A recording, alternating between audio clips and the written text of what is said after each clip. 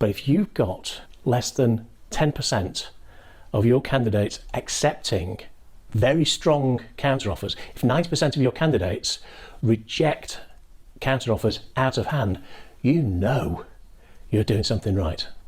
Most people talk about counteroffers from the wrong end, if you pardon the expression. What they do is talk about counteroffers as in how to handle them once they've happened. Well, by that point, it's too late. If your candidate comes back to you and says they've got a counteroffer, what does that mean? It means they've not automatically rejected it. And if they've not automatically rejected it, it means they're thinking about it. And if they're thinking about it, you're probably going to lose. Crushing counteroffers before they happen is always going to be more effective than trying to handle them once they're in progress. Because when the candidate comes back to you and says they're thinking about a counteroffer, or they just come back and say they've had a counteroffer, if they haven't immediately responded to it, you're probably going to lose. For all sorts of reasons, about better the devil you know, going for the security rather than taking the risk of moving, all of those things that we already know about. People don't accept counteroffers out of greed. They don't accept counteroffers out of ambition. They accept counteroffers because their fear of change, their fear of the new situation that you're offering them is greater than the fear of staying where they are. What do I mean by that? Because that sounds like a big, bold statement. Well, the reason that candidate's engaged with you is because, to some degree, they're unhappy where they are. They want more money, freedom, independence, career opportunity, easier life, whatever it may be. But they know that moving to a new role involves risk. There's the risk that they might fail. There's a bit of imposter syndrome might come out. There's a fear of the unknown. There's a fear that, well, this firm I don't know, or I've not been involved with them, or I've not worked for them before. Is the grass always greener? Is the grass ever greener? I'm bringing out all the old cliches here. Better the devil you know. So what you're balancing out is those two factors: the fear of what happens if I make a move, and the fear of what happens if I stay. Now, if you've got a candidate who isn't really that bothered, who isn't really that unhappy, who doesn't really have any reason to move other than more money, other than a little bit of a promotion, honestly, you probably want to disengage with them at a really early point. By all means, put them through the process, but acknowledge that you're probably going to have problems with them. They're probably not going to be fully committed. They're probably going to accept the counteroffer. They're probably going to be a little bit awkward. What you should be looking for is a candidate who does have a reason to actually engage in the process, who does have a reason to move, who is actively hacked off, because then they'll pull through the process and you can get them to the point where the counteroffer isn't going to have any impact on them.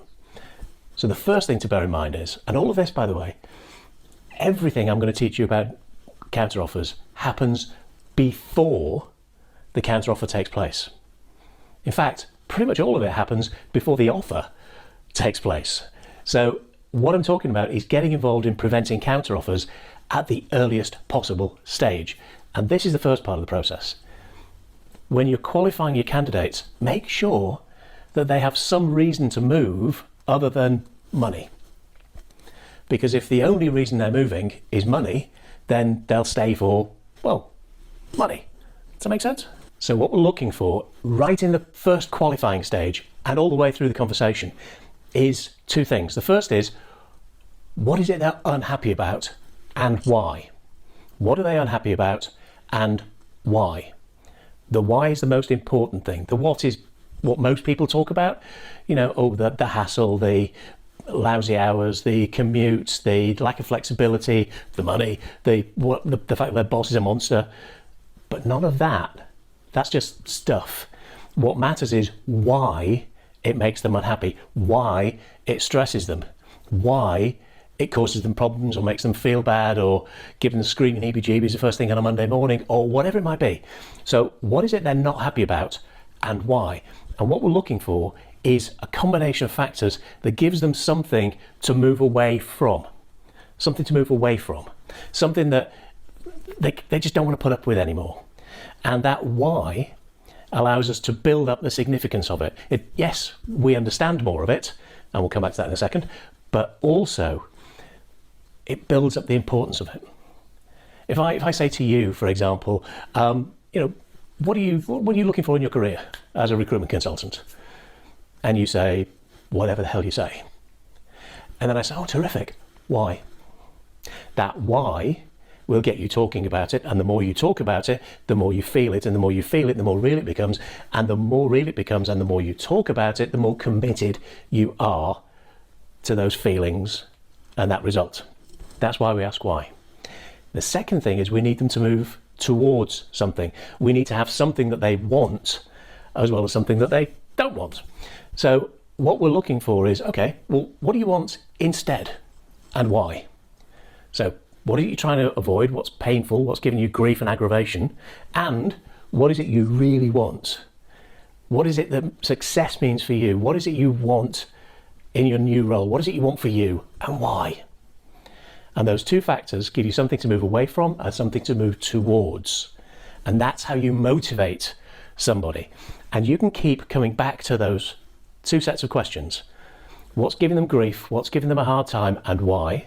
What do they want instead? What do they really, really want in their life and their careers and why? And you can just keep coming back to those pretty much every time you talk to them. Hang on, Stephen, I can't have that conversation with them when I'm just setting up an interview. Oh, you better had. You want them to show up, you want them to be enthusiastic, you want them to put on the best possible performance and deliver their best version of themselves. You'd better have them motivated rather than just having them attend. Does that make sense? Fantastic. So that's the first point, is to use this propulsion machine, give them something to move away from and something to move towards, and that creates that motivation to make a change. That creates that motivation to move. And if you can't create that, then honestly, they're always going to give you problems as a candidate. Whatever, whether you're dealing with a high-level executive search role or whether you're looking at a contractor going into a programming role or a coding role, you're always going to have a bit of problem with them because then they don't have a reason to be committed.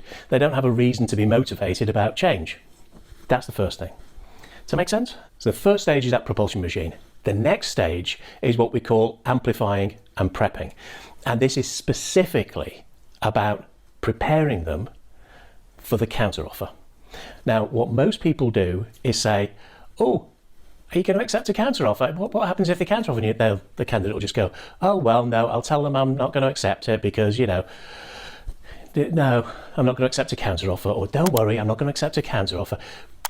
But there's no meaning, there's no commitment, there's no passion to it on either side. If you simply ask someone what they'll do when they get a counteroffer, they will tell you what they think you want to hear.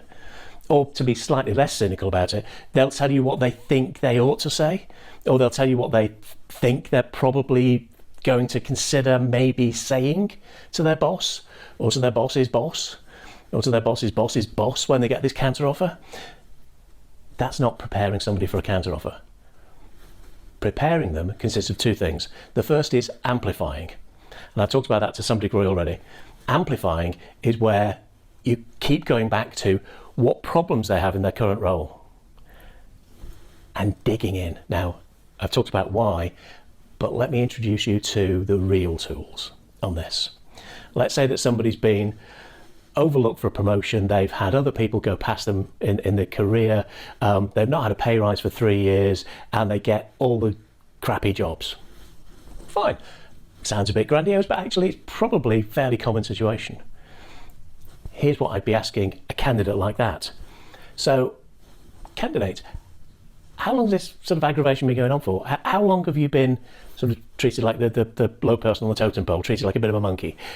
Yeah, I'm being very colloquial and I'm being borderline insulting about it. That's intentional. You'll see why in a second. How long has that been going on for? Oh, how often has it happened? Who is it that got promoted past you? How long is it since you had a pay increase? Oh, that's got to suck. How much does that suck? How long has this been going on for? What impact has that had on you? Why does that bother you so much? How, what, why, where, when, who? The standard open questions. When you get into how, what, why, where, when, who, the more detail you bring out, the more, frankly, it's going to hurt them. Now, I don't say that just because sadism or mild sort of amusement.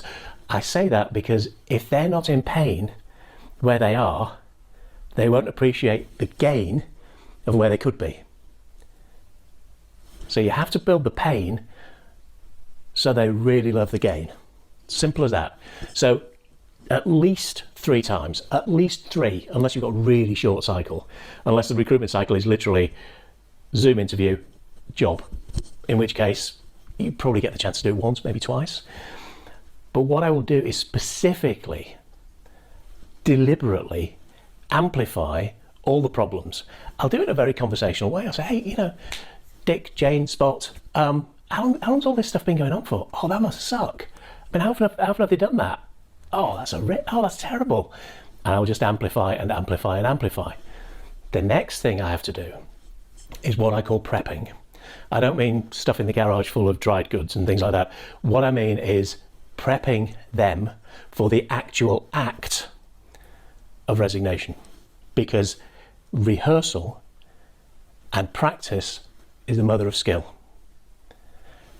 You have to actually prepare them for what they're going to say.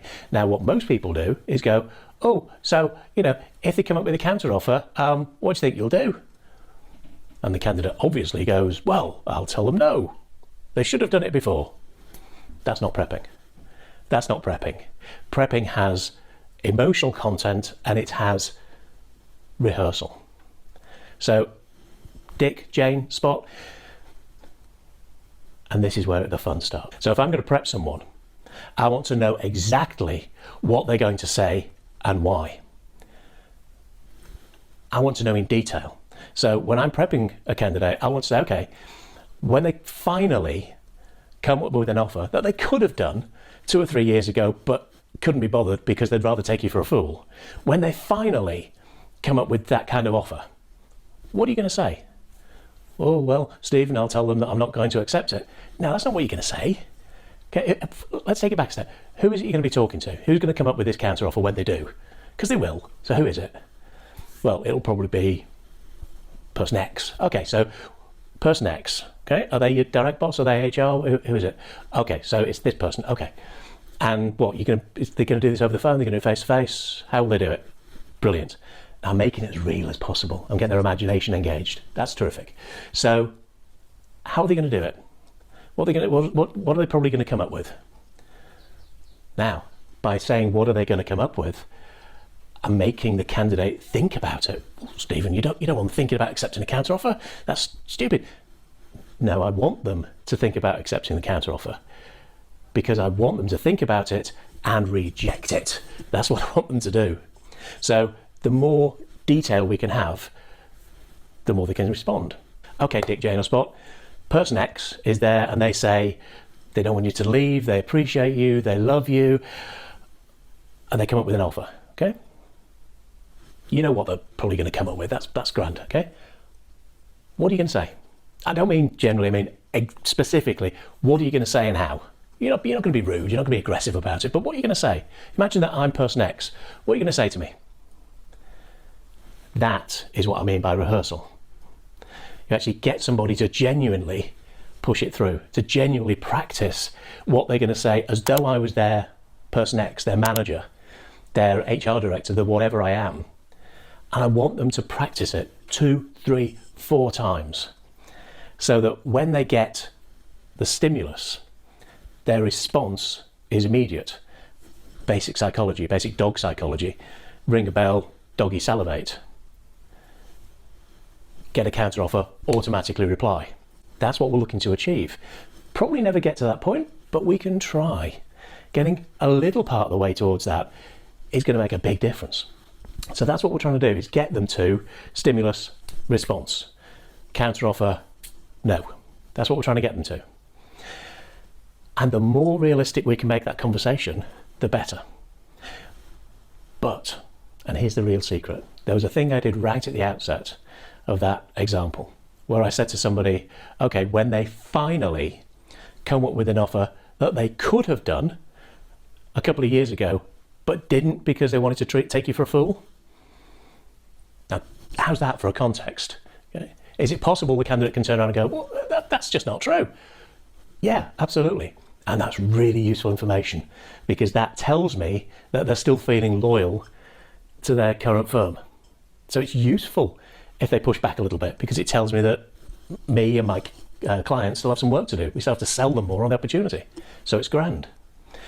And I will genuinely use that kind of phraseology, because I will hopefully build some rapport with the candidate, and I can be honest with them. I can talk to them as though they're a friend or a colleague. And I can have that kind of honest, because it is honest, conversation with them. And what I'm doing is taking all the information that I got from the qualification stage. What bothers them? Why? How long's it been going on? With whom? How often? All the open questions, and I'll feed that back into the counter-offer prep. But I'm not doing this after it's happened. I'm doing this before first interview, before second interview, before they hand their notes. I'm doing it before it gets a chance to happen. If you play any kind of sport, you can't practice after you've had an accident. You can't practice after you've missed a penalty. You see where I'm going? You have to practice before. You have to rehearse before you go on stage, before you go on camera. You can't rehearse in front of a live audience that are paid to be there. Same thing. You have to rehearse before they go in to resign. Now, as I'm recording this, we are going to be going into a recession and massive cost of living increase. It's happened before. Back in the early 70s, there was massive inflation going through the economy, and the OPEC oil producing companies, I think they quintupled, multiplied by 5 the price of oil. So in the early 70s, they call it stagflation. What we're about to go through isn't new. We've all been there, we've been there before. So we're about to go into a pretty hairy kind of economic situation. That will increase the fear of change with candidates. It will also increase the fear of losing good staff for the current employers. So we've got a double whammy there. So there will be counter offers, and a lot of them are going to be monetary based. And that's great, because money counter offers are really easy to deal with. Would you like me to show you how? I know you would. So let me do that. First, I'm going to recap. Early on in the qualifying stage, find out why somebody wants to move. What are their problems? How long have they been going on for? Why are they so uncomfortable? Lots of examples. That gives them something to move away from. Secondly, what is it they want instead? Why? What difference will that make? How will it help them? In what ways will it improve their life? Something to move towards. Then I'm going to prep them by pointing out that they've had this situation for years. Their current firm could have sorted it out, but just didn't want to. And now let me deal with the financial issues. And I do that simply by explaining how recruitment works. Sorry, you're dealing with a counter. Why would they need to understand recruitment? Let me explain, my recruitment friends. I will say to the candidate, let's assume that you for a second are Dick, Jane or Spot. Dick, Jane, Spot. We've talked about counter offers a little bit, but it's probably useful if I kind of explain something. If you've got a couple of minutes, I'll just explain the context. Will that be all right? Fantastic. Here's the thing. If they lose a good person, there's a couple of things that happen. The first one is, if you leave, it's probably going to take them 2-3 months to get your replacement on board.